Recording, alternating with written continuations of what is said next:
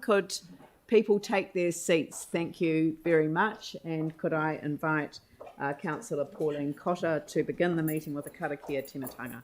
Kia ora. Kia tō te Māori o Ronga. Kia tō te Māori o Raro. Paihiratia te turi wairua. Paihiratia te turi tangata. Hipo arahi e tātou e tēnei wā. Kia tika te whakaaro. Kia tika te kupa. Tihei Māori ora. Kia ora. We have no apologies, although I have Sarah Templeton who is zooming in. I just remind people that this is a recess week, so people had made other arrangements, and I thank councillors for being able to come in, and thank you, Sarah, for making the effort to zoom into the meeting. I have no declarations of interest advised in advance of the meeting, and so we will move on to public participation. And the first one is the Tuesday Club, Gary Moore and Rosemary Neve, who are zooming in from different places. So we'll wait. Rosemary hasn't come online yet, Gary, so... No, she's here. She is. Okay, all right. She's just coming. She's just turning the radio off in the next room. Oh, I see. Right. So she's come to join you. All the way from... What's that? She's come to join you. That's perfect. Thank you. So we'll hand over to you. Hang on. Right. Kia ora, Mayor and Councillors. Thank you for accepting our delegation today. The Tuesday Club had a Zoom meeting, which I think many of you attended, and we had 126 people there. And we had the chairs of infrastructure from Invercargill, Dunedin, Christchurch, and the Mayor of Wairakamuri. We followed it up with those who had spoken, and others joined us from around the country. And eventually we had people from the far north to Invercargill participate. And what we found was that councils were all concerned, and different councils had researched different things. And for instance, the Mayor of Whangarei shared with us the engineering report that their council had undertaken. The Mayor of Hastings shared a regional model that they had put a lot of effort into in that area, which actually is a very good model that I think we should all have a hard look at. But during our conversations, we arrived at a few points, and so now that Rosemary is here, and I'll move this. Right. Yes, this is essentially, we worked on this, but everybody had feedback on this. These are the points. We support the government's higher standards for Three Waters infrastructure, but we challenge the funding and the governance models. That a local or regional Three Waters model should include co-governance with iwi mana whenua and should be locally and regionally co-created. The work on the proposed 4-entity model should be suspended or abandoned for now. But first of all, we're saying the government should conclude or at least commence the local government reform work, including the important issue of funding for local government before any consideration to move further into this. And that the government release the local LGNZ from the heads of agreement in its current form for the next little bit. And that local government work together with LGNZ, iwi mana whenua and councils to co-create policy and governance options that will achieve the improved outcomes with a priority on local and regional solutions that respect, enhance democratic process. And along with this, that a range of options to deliver the best outcomes for communities co-created between the government, iwi and local government. You want to say this one? So in the conversations, there were a number of points. This was one that Pauline's very strong on, challenging the pretext that any option must require a balance sheet separation, and also challenging the benefits of such large-scale proposals, and questioning that just a single option had been put forward, and challenging the accuracy, and I might say as an accountant, this is the bit that offended me the most, the accuracy or robustness of the financial assumptions, because, boy, they are in the mythical category. So, one of the things, Mayor and councillors, I have to say at the start, this is the worst bit of proposed changes to local government that I've seen in my time being interested in local government. I think that the really important thing is to insist that the reform of local government, review of local government, be conducted first. Because if you look at Mike Richardson's summary, which is superb, and I recommend you all to look at it, he was former chief executive of the council. We seconded Mike to internal affairs because we've never got good policy out of internal affairs as local government. We seconded him to internal affairs for a year throughout the 2002 Act. And that's why it's written the way it is. So read Mike's summary. I listened to, a number of you probably listened on your radio on the way into Radio New Zealand, where the guy was actually advocating that water come under regional councils. Now, I happen to be I have a big question mark over regional councils, but Rosemary touching me in the ribs because she likes it. But one of the things I'd like to leave you with, this is the start. It's not the finish. This is going to require us all to be part of a campaign. We're happy in the Tuesday Club as a neutral body to actually do that, but it really is the start. Thank you. Thank you. Well, look, I'm sure that there'll be some questions. I just have one really following on from that comment. I didn't hear the commentary this morning about regional councils, but we don't really have a regional layer of government in New Zealand, do we? I mean, we have regional environmental protection agencies, which is a completely different model from the suggestion that we have regional councils. So that was a nod. I mean, because we can't see the nod. Oh no, it was you nodding. You would accept that? Yeah, you're talking to you. Are you talking to me? Yes. Oh, sorry. Yeah. You're looking away from the screen, so I'm thinking you're talking to Dawn. No, I need to look at the camera then. Where's the camera? Hi. Right. I'm looking at you. Would you say that we don't have a regional layer of government in New Zealand? We never have. Well, we haven't. We used to. Not since provincial councils. Correct. Right. Correct. Okay. Has anyone else got some questions for members of the Tuesday Club or the conveners of the Tuesday Club? James Goff. Thanks, Gary. I guess just any quick comment on your views on the officer and mayoral recommendations that we've got in front of us specifically, appreciating everything that you've said. I think they're very good. And I actually think the mayor's letter to the minister is superb, and I printed the whole thing in the Tuesday Club notes last night. No, I totally agree. Thank you very much. Thanks. Anything else?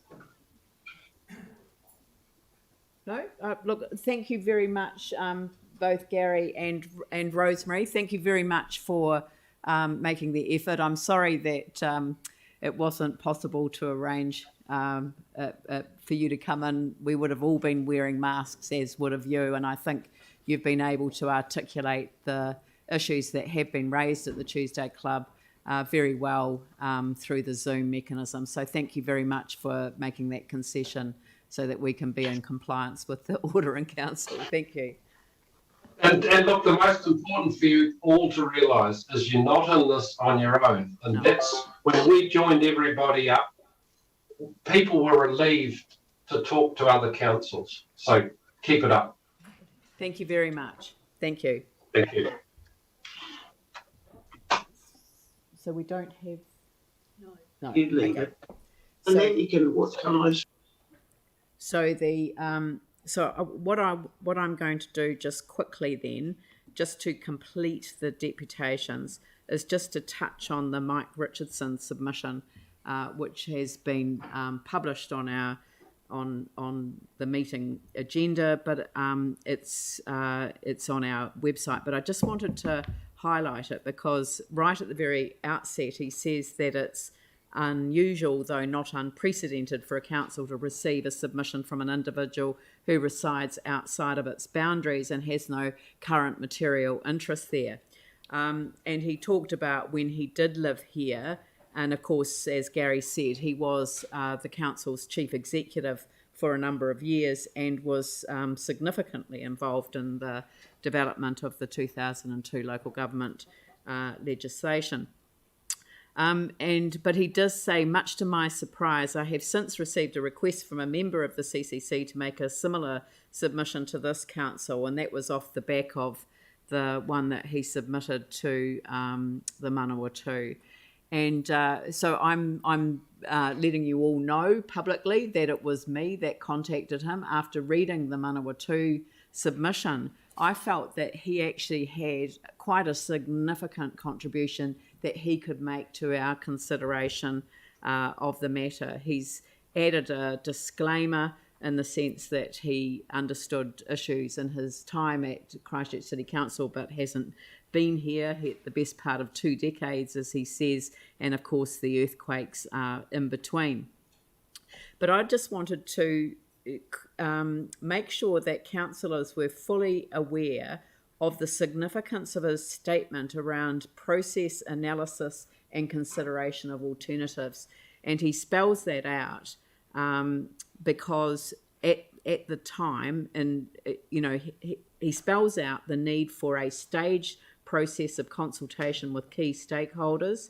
Best practice has generally been acknowledged as involving stakeholders in agreeing the terms of reference and identifying the aims of the exercise and the design of the process itself, underpinned by rigorous analysis of options, outcomes, costs and benefits. And that was the nub of the advice that he offered the Manawatu, that I'm really pleased that he has now reflected for us here.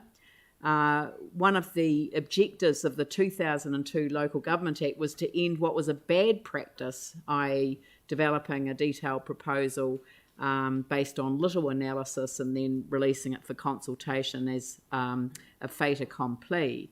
But it's ironic, as he said, that the government's Three Waters proposal breaches these hard-won principles as established over the last 30 years in terms of process for developing good public policy and engaging with stakeholders. And I just think, I know that not everyone has read the 305 pages of the regulatory impact analysis. I have, and one of the challenges that we have in front of us is that none of the options have been consulted with local government. There's only one option that has been consulted with local government, and as Mike Richardson says, this breaches the fundamental best practice in terms of the way that we approach these things. He has identified the significance of the issues facing Christchurch, and talked about the issues in relation to whether the challenges that have been identified in some parts of the country actually relate to the urban environment in the way that is implied. So I'm just want to thank Mike for agreeing to send through this information. He has highlighted the fact that we are a city built on a low-lying swamp with unstable soils prone to liquefaction. There are huge challenges here in terms of stormwater systems requiring gradients as they operate essentially under gravity. He's gone all the way through all of these issues in relation to two waters versus stormwater, and that's a big issue for me as we go forward from here. And he's made it pretty clear that there are significant challenges as confront our council, and in terms of process, this has not been one that has actually taken us to a good place. Centralisation of decision making away from local government is contrary to the subsidiarity principle, which is long accepted in liberal democracy. It reduces community identity and autonomy, and thereby undermining the sense of autonomy and well-being not only of communities but also the individuals within them. So I think that's a fair summary of the presentation that he might have made if he'd been willing to come in for a briefing, for a Zoom rather. So I'm not sure whether I don't think we need to resolve to accept those, do we? No. And so there's no presentation of petitions, and now I'd like to invite staff to come forward to talk to a PowerPoint presentation and the recommendations that we'll be considering this morning.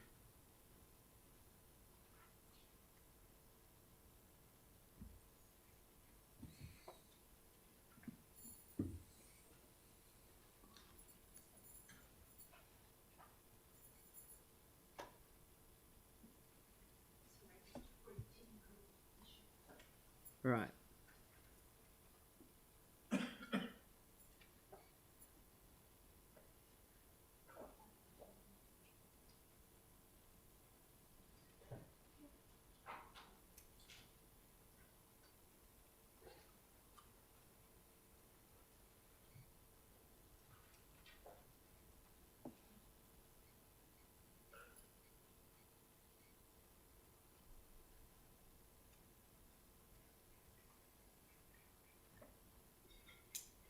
Well, while we're waiting for the PowerPoint presentation to be brought up, I just wanted to take the opportunity to acknowledge the staff for the incredible amount of work that they've put into this. You'll know now, having the opportunity to look at the report to government and the response to government on the proposal.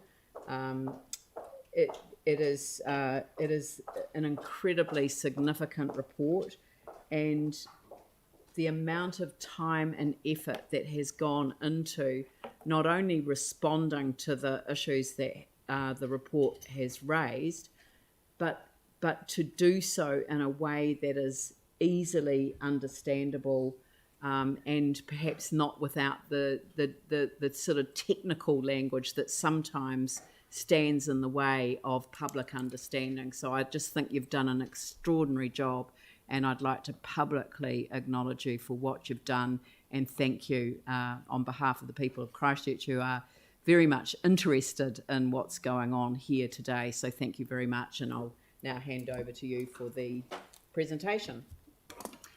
Thank you. So my name is Helen Beaumont and I'm Head of Three Waters and Waste, and I have with me Teresa Wooding, who is the Program Coordinator and Manager for Water Reform. And thank you for those kind words about staff, and I need to acknowledge that this has been a big team effort. So as well as the staff from Three Waters, we've also had support from our colleagues in asset management, considerable support from legal and finance, and also from our communications and public participation staff. So it has been a big effort. And that reflects really that the importance of water and water services to our community and to our city. So our integrated water strategy, Te Waiora Otane, sets out the vision for managing water services and water resources here in Christchurch. And it recognises water as a valued taonga and the importance of integrated management of both land and water. And that's particularly important, as we've already heard, with Christchurch being a low-lying coastal city, essentially built across a swamp, and stormwater and floodplain management are critical to the functioning of our city and also contribute to it. So our urban waterways are highly valued. So this report and our recommendations show that while we're not comfortable with the process that central government has followed, we do agree there's a case for increased investment. And what we want to do is continue to work with government to meet the best outcomes and pursue those opportunities for improvement. Now, the government has provided us a significant amount of information, but as we've already heard, there are some gaps and uncertainties with that. And we've provided information as well. There has been a very narrow, tight 8-week period with which we've had to engage with this and report back. So just a reminder really of the importance of water, and Three Water services, of course, are critical to the health and well-being of our communities. At their best, they provide safe drinking water, the collection and disposal of sewage such that it has very little impact on the environment and in fact can enhance environmental outcomes, and then effective stormwater management. Three Waters is also a significant business. So there are around 55 billion in assets across the country and around 5,000 staff across the councils that deliver these services. Our households, our community services and the commercial sector all rely on the services functioning effectively and efficiently. And of course, our natural environment depends on these being delivered in a sustainable manner.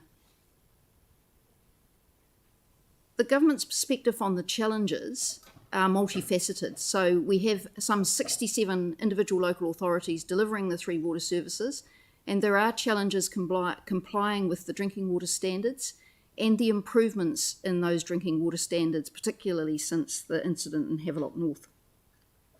The Ministry of Health have raised the bar, and we are facing increasing environmental expectations from regional councils around the country with respect to the disposal of wastewater and also of stormwater. So those consent requirements are becoming much stricter. There's also the challenge of funding infrastructure deficits that have been accumulated over many decades across the country, and many councils have a significant backlog of infrastructure renewals. Most of that reflects extensive urban development in the 50s, and the time has come to replace a lot of that infrastructure. Regulation enforcement is being addressed already through the formation of Taumata Arawai, and we are working closely with them on new regulations and new frameworks for both drinking water and wastewater. And looking ahead, we have the challenge of building resilience to natural hazards and climate change into our Three Waters networks. In terms of that natural infrastructure deficit, that investment challenge has been recognised by councils. So this graph shows the current council spend at some 40 billion over 30 years across the whole of the country. In the latest long-term plans, so the 2021 to 31 long-term plans, that proposed investment over 30 years has doubled. So councils across the country have recognised the need to increase investment and address those infrastructure deficits. However, the estimates we're being provided by central government say that that investment could need to double again. So the conservative estimate is some 120 billion that needs to be spent across the country, and the high estimate is 185 billion. So central government have presented a very strong case for increased investment. However, they've only provided one option for consideration, and that's based on their rationale for providing balance sheet separation from council and the ability to borrow more to invest in those networks. So at this point, I'll hand over to Teresa to address the issues around the model and the process.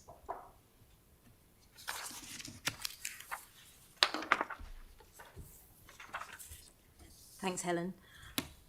So the model that central government have provided is for 4 water service entities to be established, enabling them to get considerable gains from the economies of scale. The minimum population size to receive those benefits being about 800,000, and our entity would have 864,000. From the modelling that they had done in terms of cost per household, without reform, the cost range would be up to $9,000 for smaller rural councils without reform. With reform, for our entity, it would be around 1,600.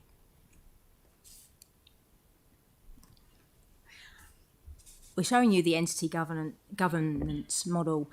It's extremely complicated. It's led to a significant amount of misunderstanding, particularly around the role of local authorities and mana whenua. as well as in terms of the ownership of water assets. We provide our feedback in the report. In terms of our participation, this has been briefly touched on by the Mayor and by Helen, because it's been quite light. We have signed the Memorandum of Understanding last year, which expired in June. We've been provided with stimulus funds, and we have had a relatively strong involvement in terms of provision of information, but we've had a very limited opportunity to evaluate alternatives. This is our first opportunity, this response, this 8-week window, to review the Crown's proposal and provide feedback. And overall, with that, just to note, we lack confidence in the government's process to date due to their insufficient and superficial engagement. In particular, they gave us little visibility and no ability to feedback on the shortlist options, as noted by the Mayor. We've only been given the final proposal. We have a lack of confidence in the modelling due to their use of our data and assumptions, and also around their approach to stormwater, waterways and floodplain management. We were provided with the final report by the Stormwater Technical Reference Group in week 7, so last week, making it somewhat challenging to feed that into our review. Overall, there's been a short-circuiting of local government involvement in this process to date, and a lack of confidence that the government will follow through with support for the sector. That includes workforce funding, charging mechanisms, economic regulation and consumer protection. So the first part that we were asked to look at was the accuracy of data and assumptions. The government puts heavy reliance on the Water Industry Commission for Scotland, WICS, who are Scotland's economic regulator, very specifically for drinking water and wastewater, not stormwater. WICS have used data provided by councils and also made some key assumptions on the opt-in and opt-out scenarios, which are based primarily on overseas experience that they've had over the last 20 years. We've performed 2 reviews, one internal with our finance team and our asset management team, leveraging our long-term plan. And also we took the opportunity from LGNZ to get Morrison Lowe to also perform a review for us. Overall, we note that there's some challenges with the use of our data, both in terms of the input information that we provided and making sure they were using it right, but also some of the key assumptions that just didn't work so well for Christchurch. Both Morrison Lowe and us have concluded concerns with the assumptions and sensitivities in their calculation, which mean that actually there is a much more likely outcome that opting out would save more money than opting in. We don't have enough information to know either way, but certainly the assumptions made by WICS were optimistic for the new entity. The second part of analysis that we did was, we called it scenario analysis. There's no returning to the status quo. Each of the scenarios we've looked at assume a future with more regulation, with Taumata Arawai, and also an economic regulator that would be charged with overseeing overall a step change in standards. Overlying these is changes to the way 3 water services are funded. So scenario 1 is the option provided by central government to opt in. Scenario 2 is an opt out. This could be either through water reform being put on hold, or for us to make the decision to opt out and continue with in-house service delivery. As we were only provided with those scenarios, we're confident that there are alternative models to consider, because balance sheet separation isn't the only way to achieve the future outcomes that we would be looking for. Ones that we've looked at a high level include an asset-owning council control organisation, also same boundaries for the Ngāi Takiwa, and also shared services model. So we're looking at alternatives for the same size and also more locally. We've looked at holistically at the impacts to our communities, our water services and the council in each of these scenarios. So in terms of opt-in, this is just a brief summary. It's just really important, came across in our analysis, the recognition of the importance of pristine drinking water to the people of Christchurch and the intent to seek exemption from permanent residual disinfectant. That may not be a primary focus for an aggregated entity. In addition, Christchurch has invested significantly in upgrading our water infrastructure, including our long-term plan, due to a significant renewal curve over the next 10 years. Again, we don't know the investment priorities for a new entity and whether or not they would align. In addition, stormwater integration with urban form. Helen already mentioned the fact that we're built on a swamp, and it's heavily integrated with roads, parks and recreational amenities. We have a number of services as well that are integrated with the three waters. We're not confident that a separation of stormwater from council services is the right way forward. With charging mechanisms, we weren't specifically asked to investigate it because that's something that would be determined by the entities, but it's incredibly important to recognise that we use a different charging mechanism to most other local authorities by levying on property value rather than a fixed rate or a volumetric charge.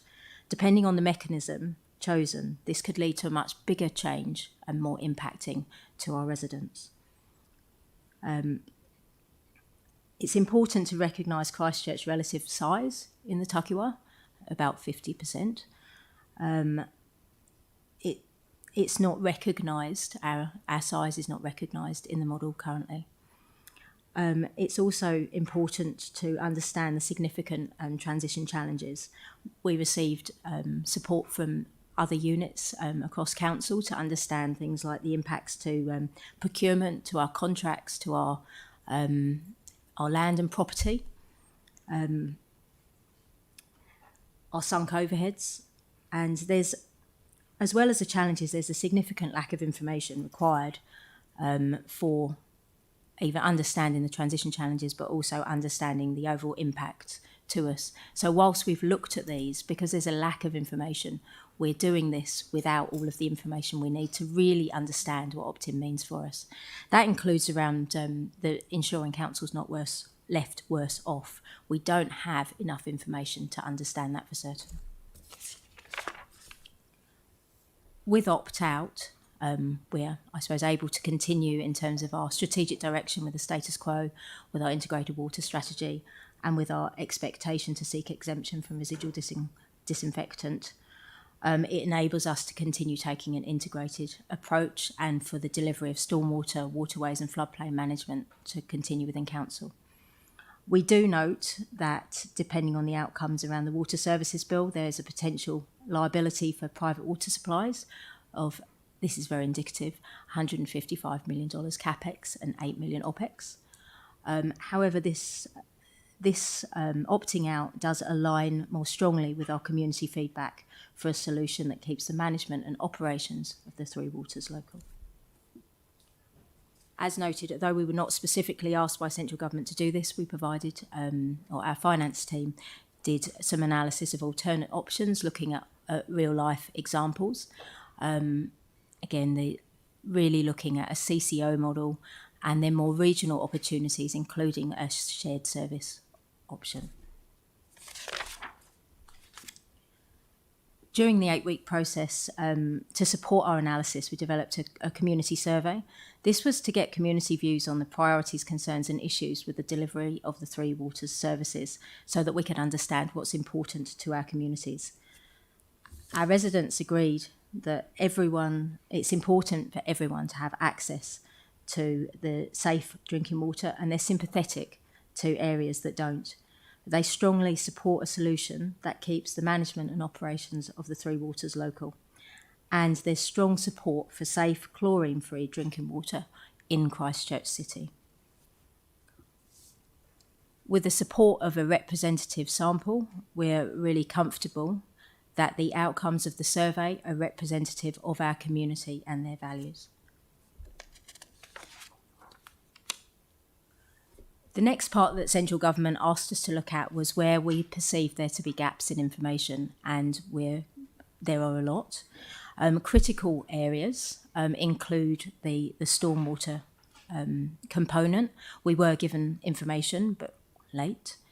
The other types of reform and the impacts and integration of them with Three Waters reform, including the future for local government, resource management and climate adaptation reform.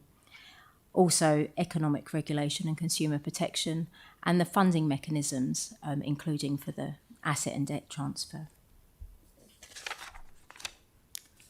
So in terms of our recommendations, the full list is in the Info Council report. Our concerns with the process, particularly the limited opportunity to engage on different models, has led us to recommend a pause in the reform programme.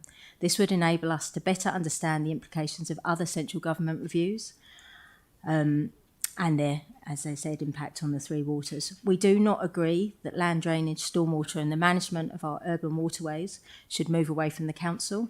Land use and floodplain management are critical to better outcomes for freshwater, particularly live in low-lying coastal cities such as Christchurch.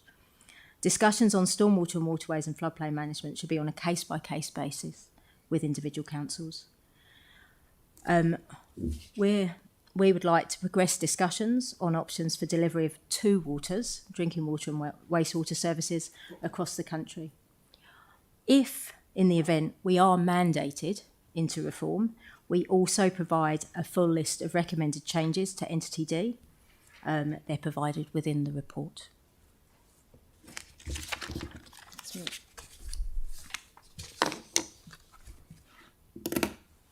Any questions? Sam? Hey, thank you very much, Teresa and Helen, and appreciate your work. You've certainly played it with a really straight bat. What, in terms of that 8-week period, were there delays within that or issues getting information from government? So I appreciate we've got the missed information, but in terms of the timeliness of what was provided, was that kind of when we expected it? It was mainly the stormwater one that was delayed. That was the only piece of information that we received. There are many gaps, as Ian has a large list of gaps of information in the papers that are provided by central government, often reference, and this will be provided and you will find this. But in terms of the actual information we needed to use, it was really the stormwater one. Can you just remind everyone that the stormwater technical group's report arrived on week 7 of an 8-week period? On a Friday?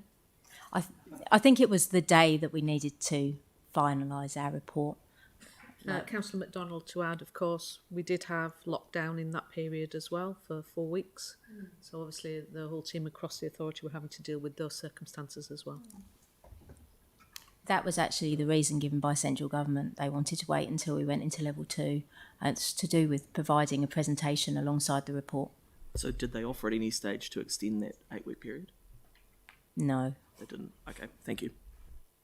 Yanni? Yeah, thank you. Thank you for the work that you've done too. I just wanted to acknowledge that. Just in the officer's recommendation, item 3, it talks to the fact that there's no mechanism for us to require such an exemption to be sought or maintained under the proposed model in regards to mandatory residual disinfection. Obviously, that's the chlorination issue. Can you give us any sense of what government officials have said in regards to why, despite the fact that we've been asking, I think, for over 2 years, to have an exemption process be really clear, why they haven't put one in for us? Sorry, that recommendation is around a mechanism for any proposed water services entity to apply for that exemption. There is a clear process for this council to apply for an exemption and to do the work required to support that application.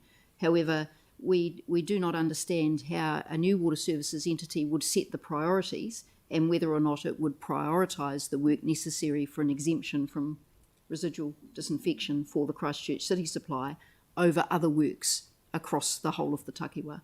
This one needs to be read in the context of my recommendation that we agree that any model of delivery that prevents council from requiring a water services entity to work towards or maintain an exemption from mandatory residual disinfection, chlorination, is unacceptable. So Yeah. that's what I'm asking I councillors get to agree that. to today. What I was interested in, though, was given that we have repeatedly asked as part of, I presume, as part of this process, for a mechanism to ensure that we don't have to have forced mandatory residual disinfection or chlorine, why has there been no movement by the officials in providing that? Do we have any sense of... You're mixing up the bill with which is our ability to gain an exemption, as the Helen proposed has model. just I'm talking said. about the proposed model. So in the proposed model, I presume we've been engaging with government, with You officials. were at the meeting when it was raised. I raised it in March. Yeah, it's been repeatedly It's raised. been raised at every single meeting that I have attended. So every it's just single one. silence, basically. Yeah. There's just been complete silence from the government. They know that it's a over problem. the proposed model having any ability for us to not have We mandatory can't residual require disinfection. it. That's the problem. So central government will receive. So central government has given us 8 weeks. This is our response at the end of that 8 weeks process. So central government now have the opportunity to respond to what we've recommended and noted here. Yanni, we are clear that that's a gap. And you will see in the letter that I wrote, which I'm sure you've read, the letter that I wrote to the minister the week before last, on the 16th, I made it crystal clear that was problematic, and I said I'd come back on stormwater. So the next letter that I write will really focus in on the stormwater issue, because it just shows the weakness of the model. In all of my reading from the material, there appears to be no recognition of the extraordinary circumstances which Christchurch has found itself in, both post-earthquake and pre-earthquake, with the forced amalgamation of the peninsula. No.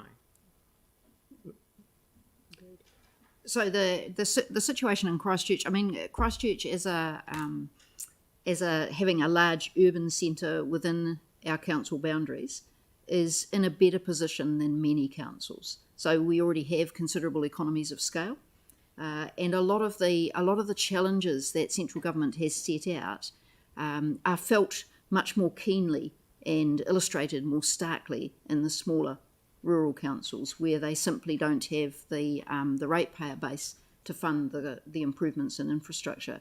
So here in Christchurch, even with the legacy of the earthquakes and the challenges of the small communities on Banks Peninsula, we are reasonably well off. We have a considerable population to support a good level of investment. Thank you. Thank you. Pauline.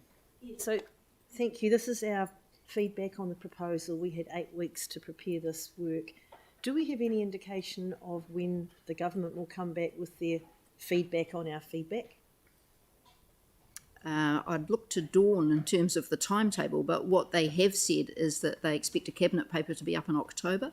But I don't know if there's been any update from that from the National Steering Group. No, that's correct. They're expecting a cabinet paper in October. We're not sure of that date. There has been a request by Taitura last week to see if local government could participate in the analysis of that information. I personally think that is a good thing to do, and if we're able to release a person to assist with that analysis, we will do so that we have certainty in terms of ensuring that that information is projected in an objective way. Sounds fair to me. Thank you.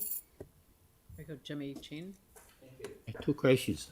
First one regarding to gaps in information. Except you highlight this 5 point, but how about the accuracy and the assumption from the Water Industry Commission Scotland?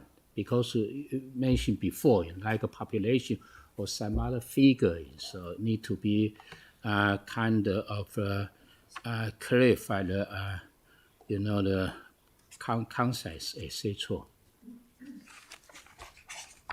I just put a summary up there, but Yes. they should be listed in the report. We do note where there's information missing. There's a part of gaps in information. Yeah. Okay, that's pretty good.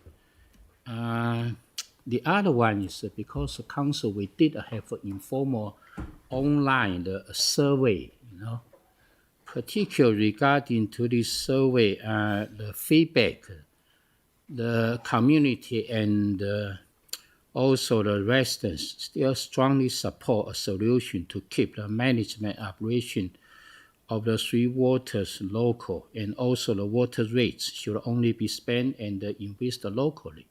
So we, to bring this to the central government, I'm not sure, whether this the survey for future particular questionnaire, whether should be cover all those items. But because now it's informal, online, but after the government, to do it, whether cover those kind of key key items. So in the future, so following our response to government and Yes. the presentation to cabinet, Yes. we would expect central government to come back out Yes. to local government, and it may or may not have refined the approach Yes. or the model. Yes. But in whatever the case is, if Yes. water reform continues, Yes. then this council has already said that it would go out to full public consultation, Yes. and we would expect to have better information to do that. So our survey was deliberately around people's values relating to water, Yes. and not asking the question of opt-in or opt-out, because we feel that the information is too uncertain and has too many gaps Yes. to make that decision now. And you quite rightly point out that that there are a range of values out there, Yes. and without that full information and appreciation for the impact both nationally, regionally and locally, Yes. it's difficult for people to make that decision.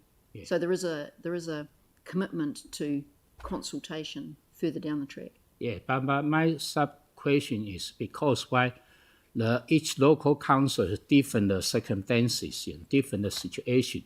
If in the future, for undertaking this kind of survey, is dedicated from central government to a local council to do it, or is still central government to do it? Those are survey. Yes, Who will undertake? it is a good question.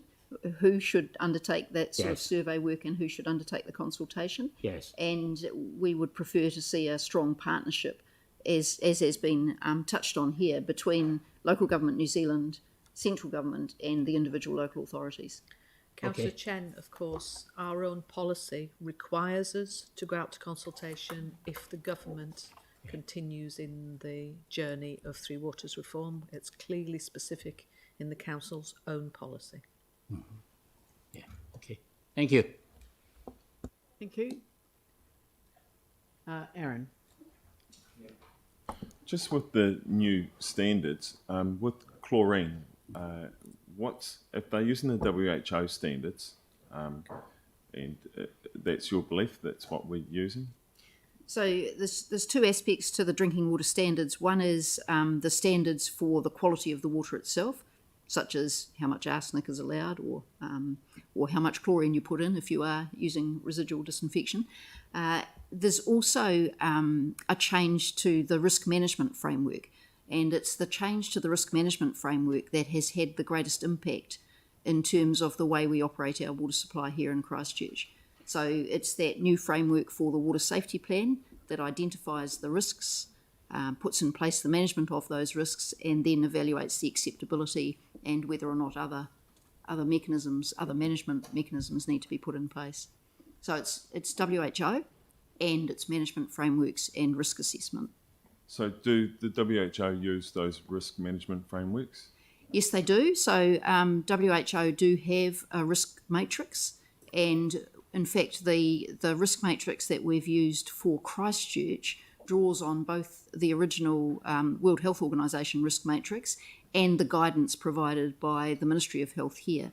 And we have a bespoke risk management framework here for all of our community water supplies, Christchurch City and across Banks Peninsula.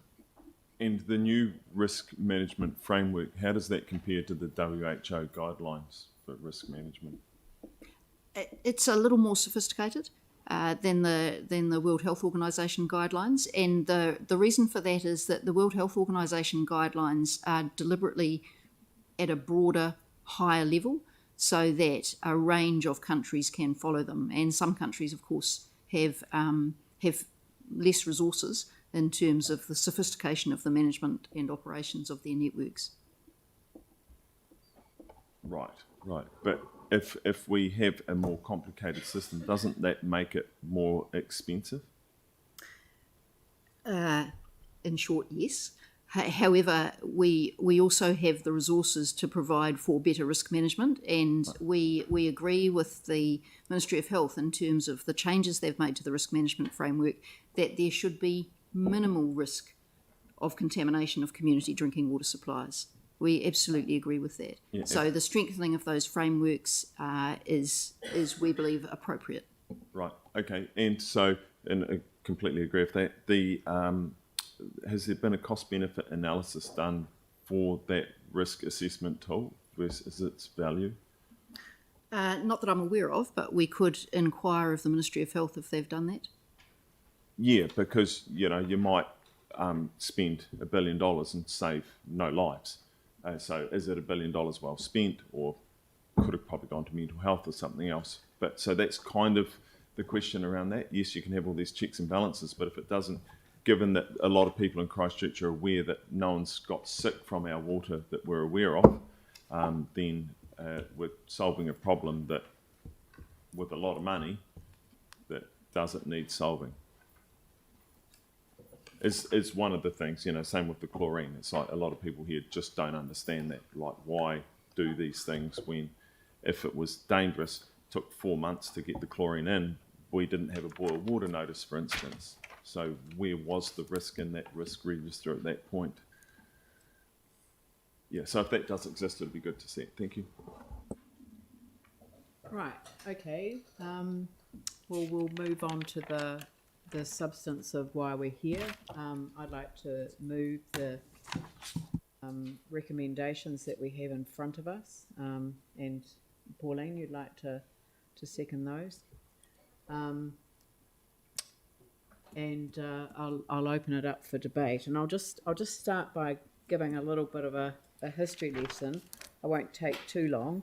Havelock North was a failure of local, regional and national government institutions. At every level there was a failure.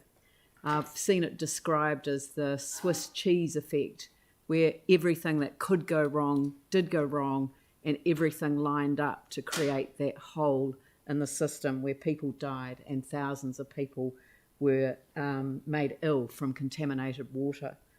The significant failure was the regulatory enforcement, and I blame that entirely on the Ministry of Health, and that's why the Ministry of Health is no longer our regulator. That's why the government has set up a separate regulator, Taumata Arawai, and that framework is endorsed by everyone, right across the political spectrum, right across the board. The Three Waters Review came off the back of that. So during the course of 2017, the then government set up the Three Waters Review. And when you read the cabinet paper, it informs you that the Minister for Infrastructure and the Minister for Health had been discussing this the year before, and obviously sparked off by concerns around the level of infrastructure quality around the country, particularly in smaller councils. The Infrastructure New Zealand and Water New Zealand were pushing for major reform, and they used the inquiry into the Havelock North incident in order to push that point of view.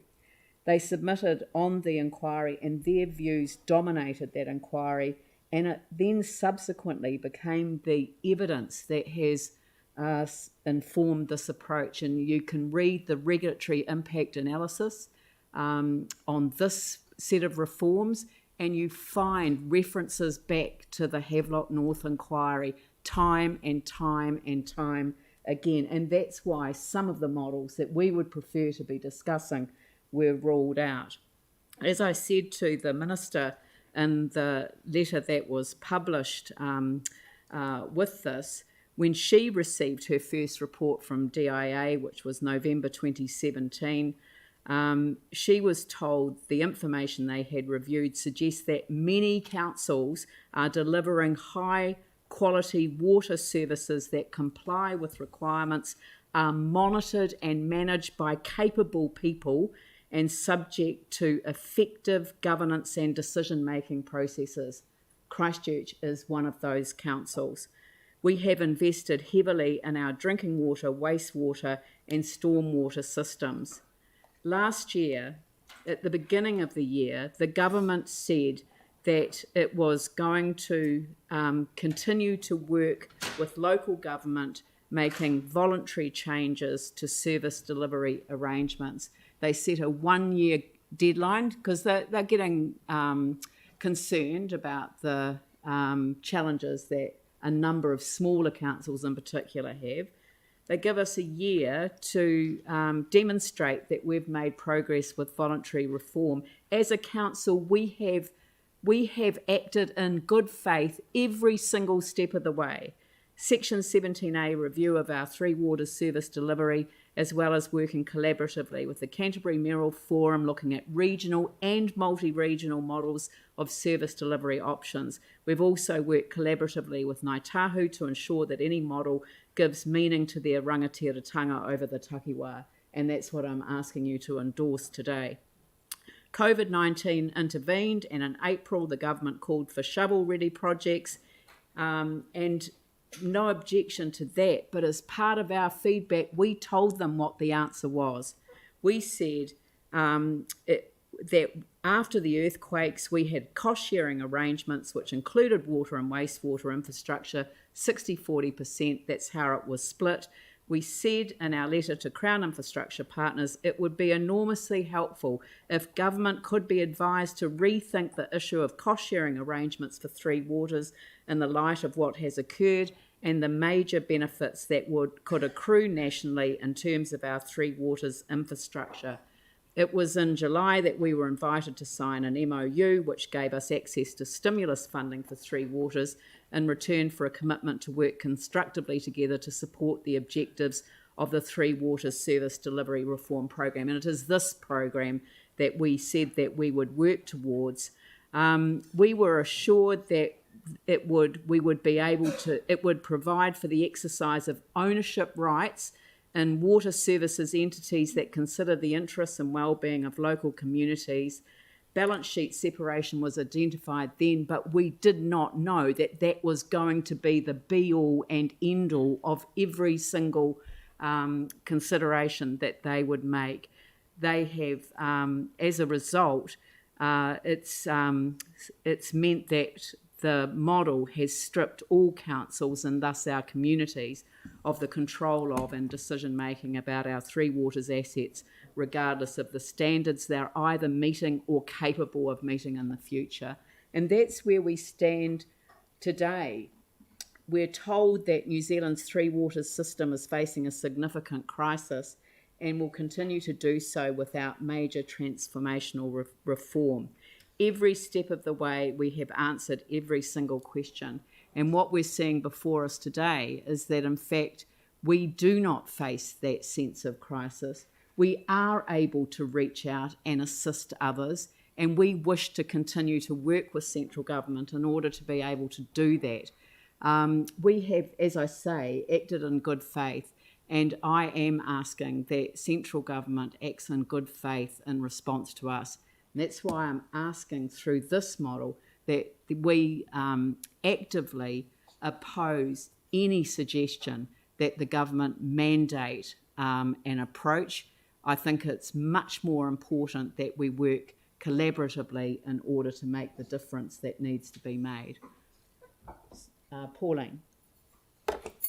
Thank you. And we seem to think exactly the same way, but I was going to talk about Havelock North, which prompted the inquiry, and so it should. However, that inquiry revealed a large part of responsibility sat with the government, with the Ministry of Health. The inquiry revealed the ministry had lax monitoring and compliance and zero enforcement.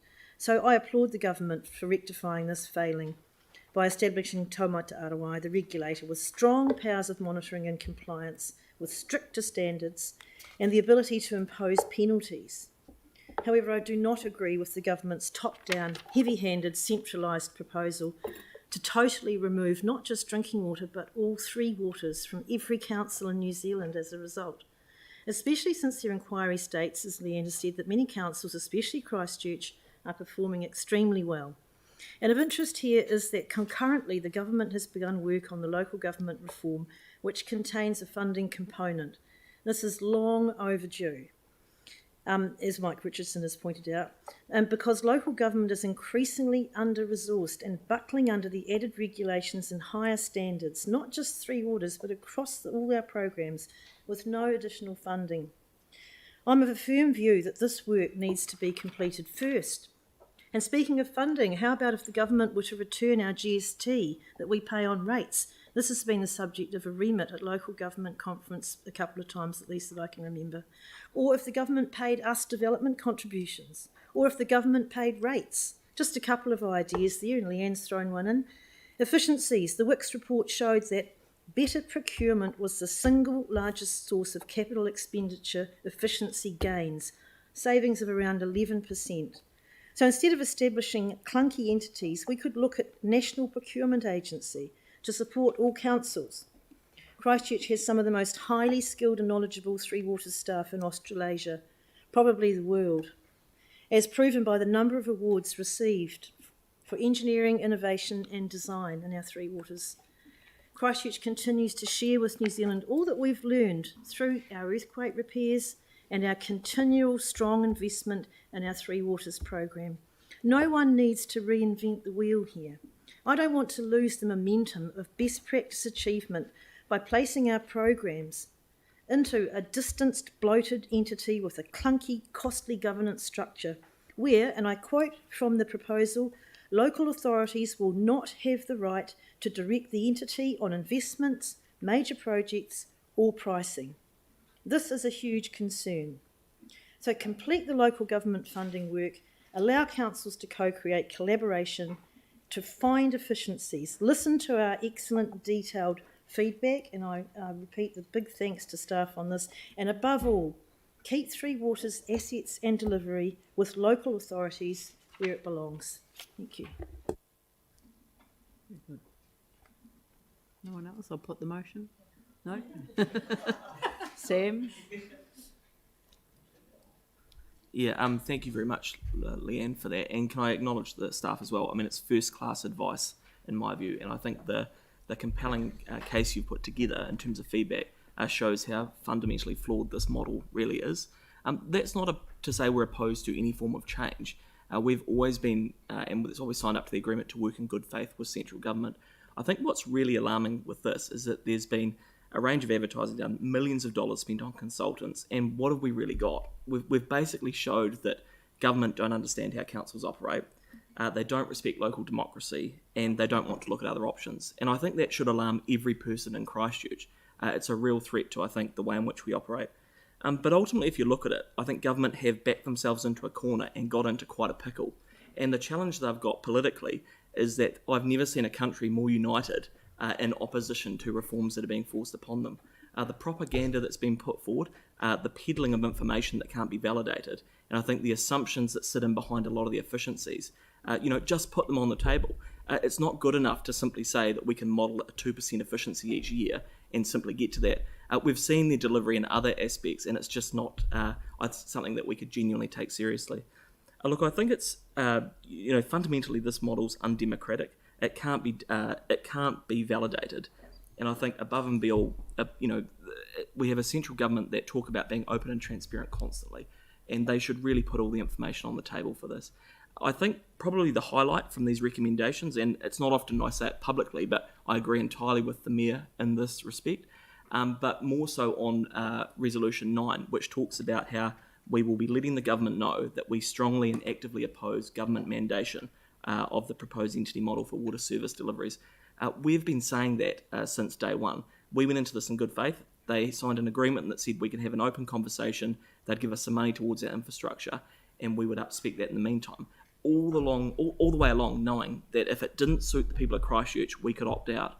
That hasn't been the case. The Minister continues to refuse to confirm whether we can opt out, and I think it would be a real affront to democracy if that was the case.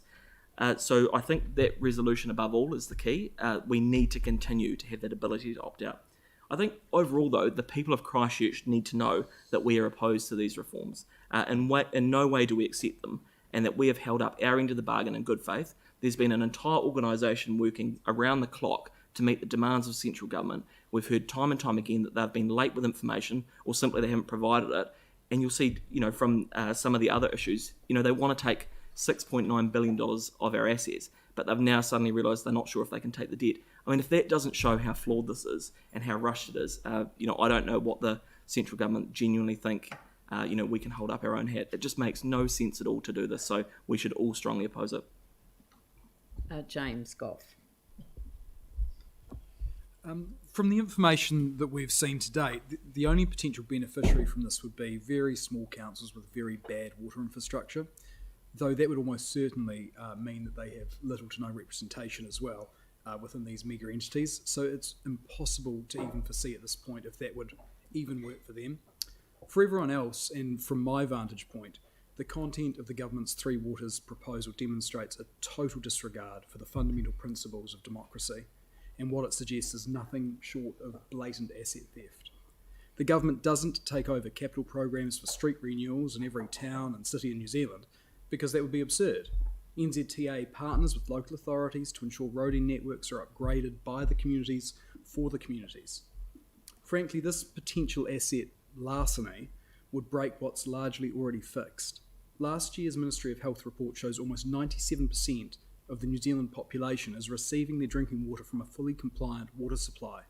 They're not drinking sludge like the condescending advertisements suggest. We're simply being lied to.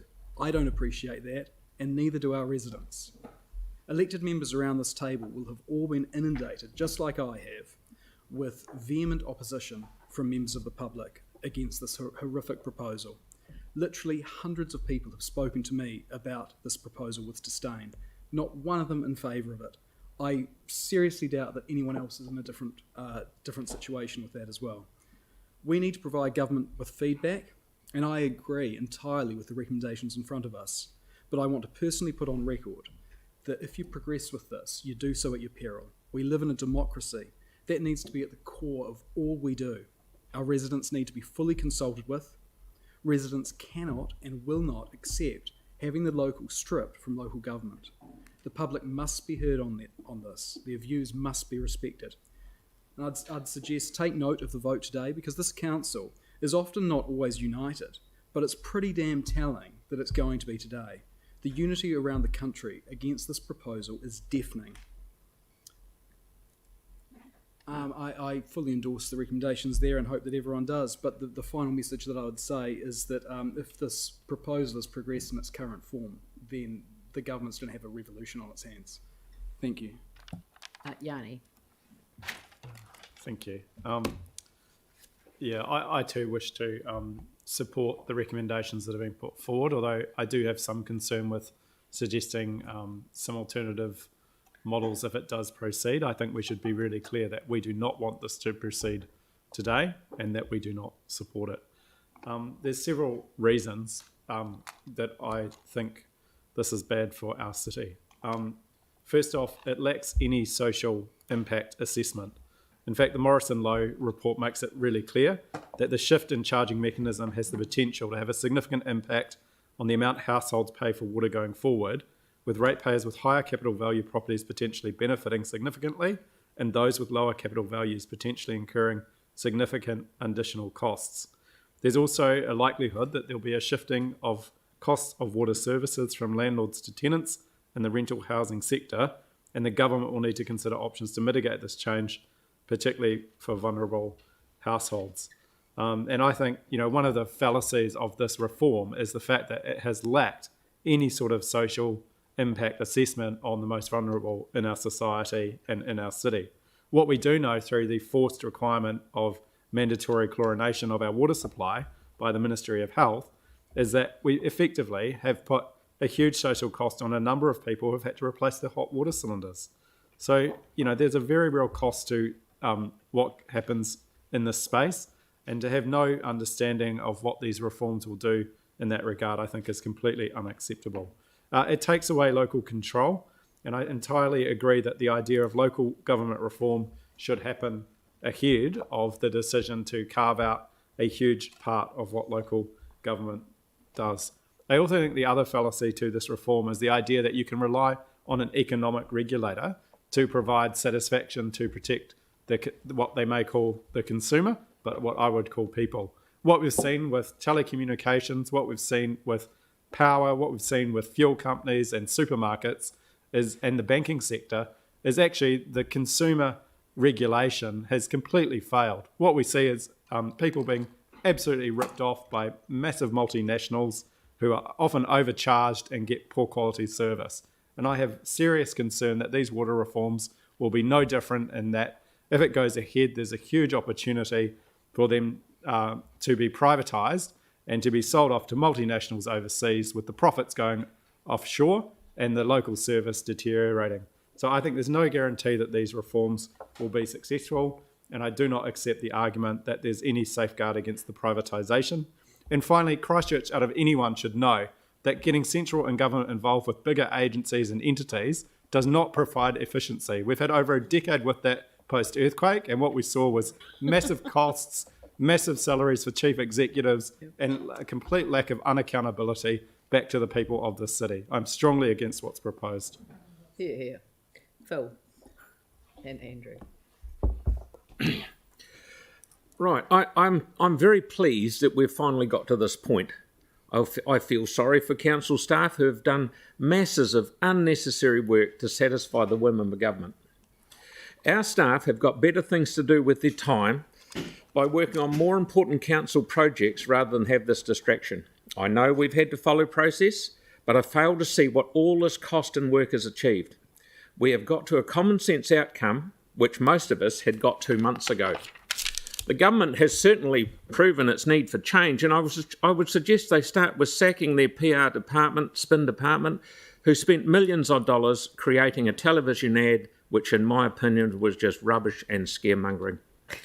Christchurch is very lucky to have had a lot of the Three Waters infrastructure repaired since the earthquake.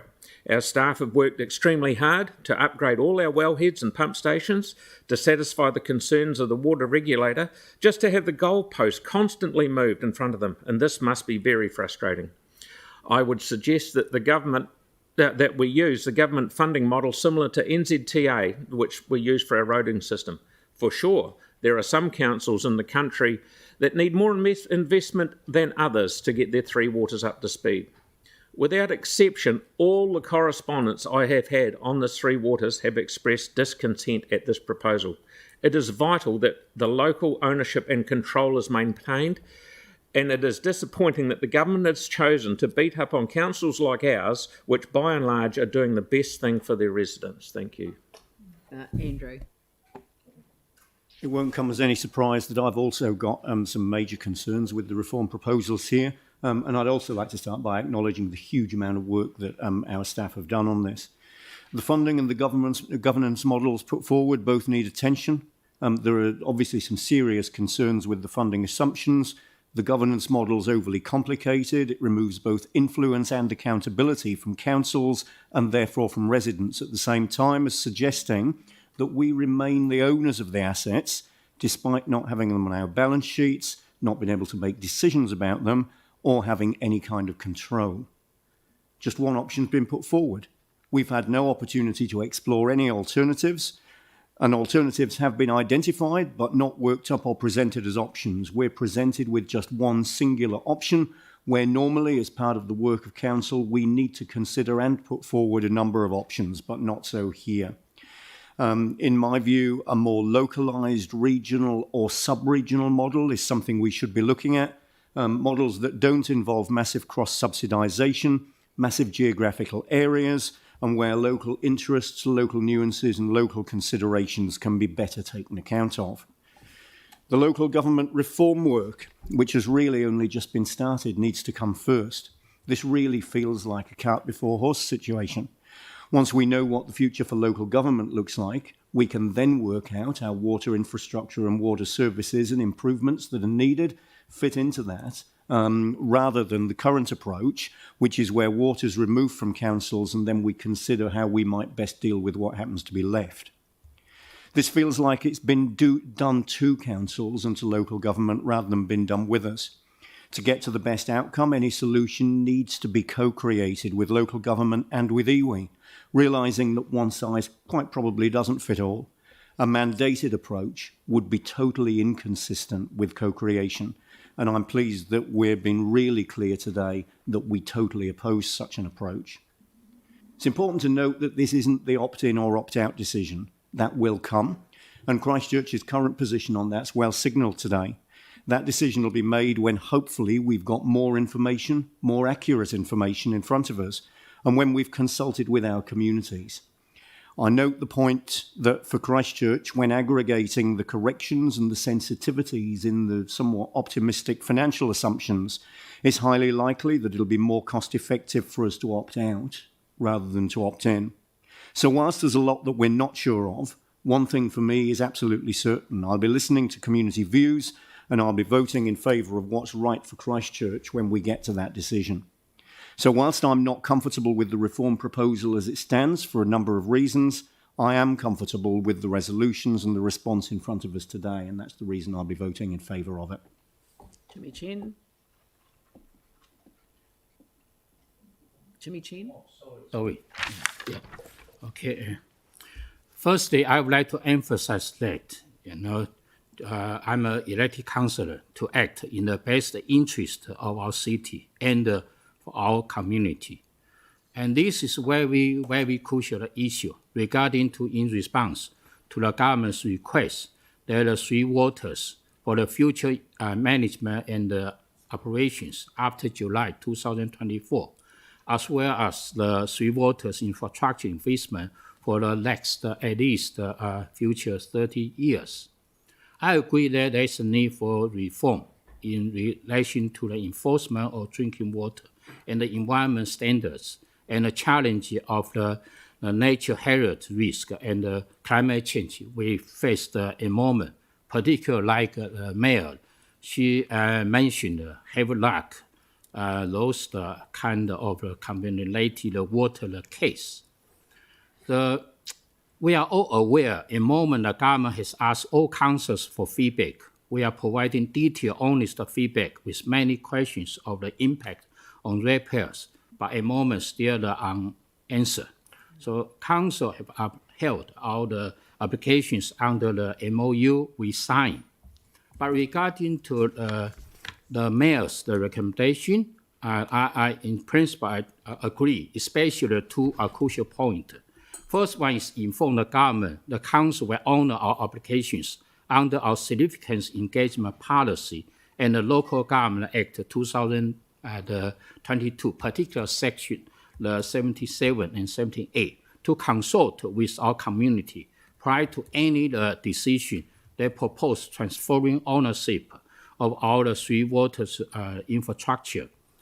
Second point is inform the government at this stage. Council will strongly and actively oppose government mandating the proposed and the entity-based model for the water service delivery. Moreover, in considering the staff, the presentation earlier, because those information have not yet clear and concise. There's a gap in the information. We need to require the central government give us more information. So based on the point I mentioned above, so I will support the mayor's the information and also vote to opt out the proposed delivery model today. And in the future, the council can working together with the government to alignment with community feedback for regulation that keeps the management operations of our three waters local. Thank you. Thank you. I've got Tim, Anne and Sarah. Thank you. Again, I'd like to thank staff for the hard work you've done. I'd also like to particularly thank our Mayor and Chief Executive, who seem to have been playing a game of blind chess with the government, which I believe in a small democratic country like New Zealand is unacceptable. The government, and don't forget government agencies and the agency's staff, seem to have come up with a single option behind closed doors. Added to this in an inadequate short time frame for feedback from all territorial authorities, with no consultation, it seems, with residents and the public. This seems to have been a fait accompli. The government's proposal breaches good process, public policy, engagement and options to consult with the owners, New Zealanders, the stakeholders, the real owners of the assets we're discussing. And I'd like to remind you that the RMA was set up as a good process for the right reasons, but over the years, with multiple adjustments, today the RMA now seems to exclude most everyday New Zealanders of having a voice, and when they are able to submit, to have a voice in the process, it is unaffordable to today's New Zealanders. As proposed at present, the government's proposed water reform, a bureaucratic layer cake designed in Wellington without working openly with all local territorial authorities, followed by the full informed consultation with all New Zealanders. This water reform to date has the same hallmarks, ending up the same way. I'll be supporting the process today. Thank you. Anne? Kia ora. I'm pleased to speak in support of the recommendations in the report, and like others would like to acknowledge the hard work of the staff team to bring us every bit of information we've asked for and to answer every question, and I believe that we have designed these recommendations with you, and appreciative of your work. Thank you. So this council's vision through our integrated water strategy, Te Wai Ora o Tāne, as Helen has mentioned, is water for life, and that water is a value taonga, a treasure in all that we do. So this strategy seeks to value and protect Christchurch water resource. Our position as a council is that we consider water to be precious and highly significant to the people of Christchurch, and we want it to be controlled by them. Unfortunately, the approach the government has taken with these reforms does not acknowledge this. And whilst I applaud the government's motivation to ensure safe drinking water for all New Zealanders, to protect the environment from the damage caused by inadequate infrastructure, and to manage the risks of natural hazards and climate change, this approach that the government has taken, in my view, disregards the investment councils have made in the past and presently and will make in the future in three waters, and it demonstrates little regard for the ratepayers of Christchurch, both past and present and future, and the investment they have made and will make through their rates into this asset. The government's reform model seems to question the kaitiakitanga, the stewardship role that this council and others in the past have taken over its water, inferring that we have not prioritised public and environmental health. So the report and the recommendations contained are a response to the government's request that over the past 8-week period we will analyse and to understand the potential of the proposed model.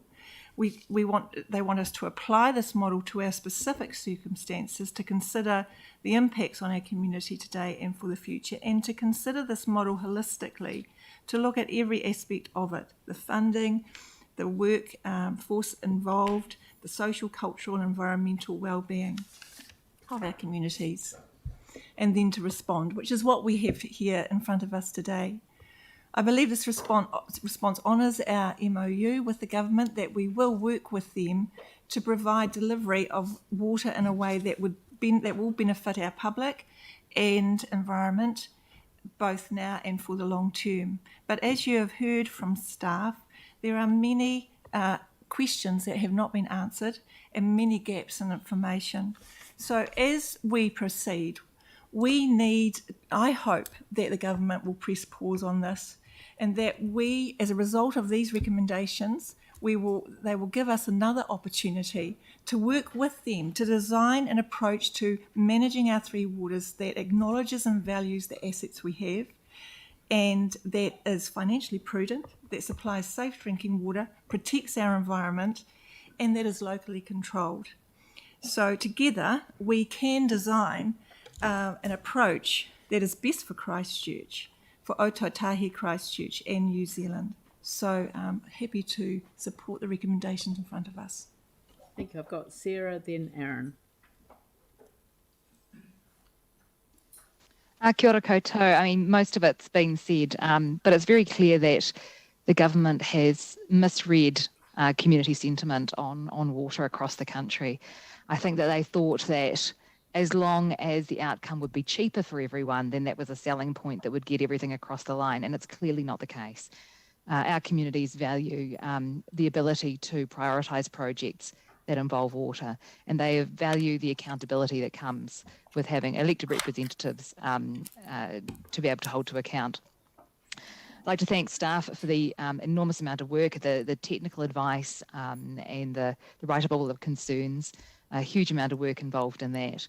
I'd also like to thank the Mayor for the enormous amount of work that she's done in the background and for the separate strategic recommendations that have come through on the paper today. We don't normally have separate Mayor's recommendations, but I think that having those through as strategic recommendations that are not ones that the organisation would put forward is really useful for us to be framing our position to our community today and to the government. So if the government go ahead with this, and I hope they don't, then we will have a full community consultation on it. It's too important not to. And so I think our community need to be reassured of that, and they will be through these. Kia ora. Kia ora. Aaron. Yeah, Sarah's right. Most things have been said already, and I think there's no one at this table that doesn't disagree that when it comes to the three waters, we can do a number of things better. And I do want to acknowledge the incredible amount of staff time that's been put into this, and like Phil said, a lot of it seems like it doesn't have a lot of value when they could be doing other work, and no doubt they would love to. So yes, we can make water better, but I want to raise 2 points. One is, firstly, I think these are very dark days for New Zealand, for our history, when it comes to taking away something the size of water, or the three waters, from councils. There's never been a takeover in our country's history of anything like that. And when you look at the way that the current government can get away with things while the population's punch drunk on COVID, when you look at the reforms of the Polytechs, you look at the health reforms, when the report said reduce the number of health boards, so they just do away with the whole lot and go for a completely new structure. They're going to fix housing, prices have gone up, and there's housing's even more scarce than ever. Taking over water should scare the hell out of every single New Zealander, because there won't be efficiencies of scale. It will cost a fortune, which leads me to my second point, which is the dollars need to make sense. And to be spending $185 billion on the three waters, is that the best value for money? Does water need to be demonstrably safe? It needs to be very safe, but no one in this room drives a car that's demonstrably safe. No one lives in a house that's demonstrably safe, and no one eats food that's demonstrably safe. So to do it with water is an extreme. Yes, it was terrible that people died and a lot got very sick up in Havelock North from something that was avoidable. But 2 people die of suicide every single day in New Zealand, and we're not putting anything like the amount of resource into that is going to go into water for a city that has never had anyone get sick from its water. So the people of New Zealand and Christchurch should be very, very worried about this. If it becomes mandatory, if the government just does a takeover, that is a clear swing towards a dictatorship, and every single New Zealander should stand up and fight against that. That would be unacceptable. If we agree to go in as a city, then so be it. But we should never be forced to give up something as precious to us as our water. Anyone else? Mike, and then Mel. Thank you. I totally support the Mayor's recommendations and endorse what my colleagues have said today, including Aaron as well. So, cheers, Mike. Not a problem. It's 3 times now. The government's three water reform is just simply not right for Christchurch and many other cities and towns around the country. As a council, we have invested millions of dollars into three waters infrastructure, and as a city, we're very well placed. Yes, it's not perfect, but it's pretty damn good. It would appear that central government have determined the outcome right from the start and they've turned a blind eye to anything else. Councils want to adequately invest in the water infrastructure, but the reality is that councils are stretched with a funding model that does not work for a 21st century council. And when coupled with lack of regulation, most councils in New Zealand are always going to struggle. If councils across the country have underinvested in water infrastructure, it is mainly because successive governments have refused to fix the problem of how councils are funded. Their refusal to seriously look at a co-investment model similar to NZTA shows the inability of this government to be open to something different to what they believe is the solution. While we focus on what is best for our city, we have been bogged down by central government reforms. And when we say slow down, pause, these reforms are not in the right order. Central government refuse to listen. They just continue their pathway to take the city's asset and erode local democracy. They have an attitude of water infrastructure being about pipes and plants. You just have to look at stormwater to see that it's so much more than pipes and plants. Water is core to our natural environment, and this council takes a strong environmental stance. How stormwater is managed can enhance ecological, cultural and natural value. Unfortunately, I do not trust an entity to do this. All that adding layers of bureaucracy with new boards, CEOs and senior managers will do is make fat cats fatter. With everything I've read and heard, I strongly oppose the direction that this government is taking with three water reform. Thank you. Thank you. Mel. I just wanted to, like others, thank Teresa and Helen and the rest of the teams involved with their exceptional knowledge and hard work that they've been putting in. On the one hand, there's a lot to say, and on the other, not much, as the phrase ditto could suffice, since we're all very much in agreement. But for me, of all the recommendations, number 7 is the most important, that Council would recommend opting out of the proposed delivery model through formal consultation with our community at this stage. They've already talked about local government needing additional funding sources to meet the rising demands constantly placed on it by the government, and also for water we do have to acknowledge that these reforms are looking 30 years into the future, and we will need huge amounts of investment into wastewater in particular, looking into 2050. But looking at the underinvestment in the waters sort of ignores the point that we have a current financial model for local government that doesn't really work. So that does mean local government reform really does need to come first. And what has been most concerning for me is, like others have said, that this whole situation we're in with these reforms has been looking at efficiency. It's been their word that's been used a heap. And when you're looking at just the cost of things, that makes you wonder what's going to be cut, potentially by a new entity, and what things will be seeming unimportant. The important things for us, we all know about chlorination and removing that within our pristine waters. The governance structure will have a layer cake effect that will block people's say about water. We're concerned about our stormwater, if that goes across, and will that be funded, and all the work that we do around that. And also the inequitable burden that could be created for those in our low value properties who currently pay less for water, and I believe that that is the right way to do things. The other thing I wanted to do was to quote a few things that the staff had actually said, because they can say it better than me. For instance, that the basically their overall summary, which was that we lack confidence in the government's process to date. Insufficient and superficial engagement with councils has exposed a lack of understanding within the government of the complexity of local water services delivery that we believe has resulted in the reform process being fraught at best and a likelihood of failure to progress beyond this current phase. There needs to be a commitment from all parties to work together to achieve successful transformation rather than the take it or we will impose it approach to date. And we all agree with that. And the feedback from the people in our survey that we had was that they would like to keep management local. And I just wanted to quickly quote from the Integrated Water Strategy for Council. Just quickly. Yeah. That we're opposed to any moves to try to create a special function water authority that separates any water functions from City Council and therefore the people of Christchurch. Lovely. Thank you. Jake.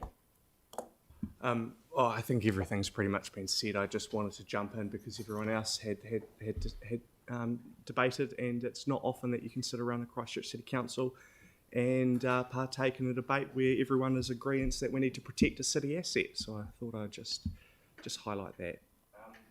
And I'll also thank staff for the huge amount of work they've done. It was an incredibly undesirable position to be put in such a short time frame. Particularly, not helped at all by some of the heroic assumptions in the figures provided by the Department of Internal. To quote someone, I can't remember who it was, not helped at all by the heroic assumptions provided by the Department of Internal Affairs. Someone's trying to call me. Look, while I commend the government for their aims, obviously we all share the values of good quality and clean drinking water. Those are values shared by every council and actually by every New Zealander. So from here, it's really important that we put our mind towards how we could work together to achieve sensible and real mutual benefits, not just cross-subsidisation. Catherine. Thank you. I won't take long because I think throughout the debate there have been really good points already made, but can I just thank the staff again for the amazing, tremendous amount of work that you've done, and for the Mayor as well for a really, really good, well thought out recommendation. I agree with Councillor Major in the fact that I think very unnecessarily a lot of time has been wasted, a lot of council resources has gone to waste, but then again, I think the recommendations and the resolutions up there, at least I believe, reflects the feedback that we've heard from residents so far. So thank you very much. Thank you. Look, I just thought I'd wrap up the debate with just a little reminder, because people have said, never before have I ever seen anything like this in our entire history as a nation. Well, I just wanted to give you a little quote. The Minister said it was important the mayors explain the proposal accurately to their ratepayers. I know they have concerns about community control, but they must explain that local authorities would own the proposed roading entities and appoint the directors. So saying there would be no community control is not an accurate statement. Although a number of mayors seem to have already made up their minds, I think the people of New Zealand would prefer we keep an open mind until we have completed our consultation process and can offer the best solution. That was just prior to the 1999 election when the government changed. So I just thought that was Maurice Williamson. Kind of the all bets are off phrase rings in my mind. In wrapping up, I just wanted to say that in my letter to the Minister last time, I focused on how unacceptable it is that we can't require any entity to maintain an exemption from the requirement to chlorinate our water. Our resolution today confirms that that is completely and utterly unacceptable to this council, and I thank you for that. In writing this time, I'm going to focus on the implications or the context of the reform process, and just kind of a little reminder, the Technical Working Group's report on stormwater has just been released. The proposed amendments to the Local Government Act, should the reform proceed, are yet to be disclosed.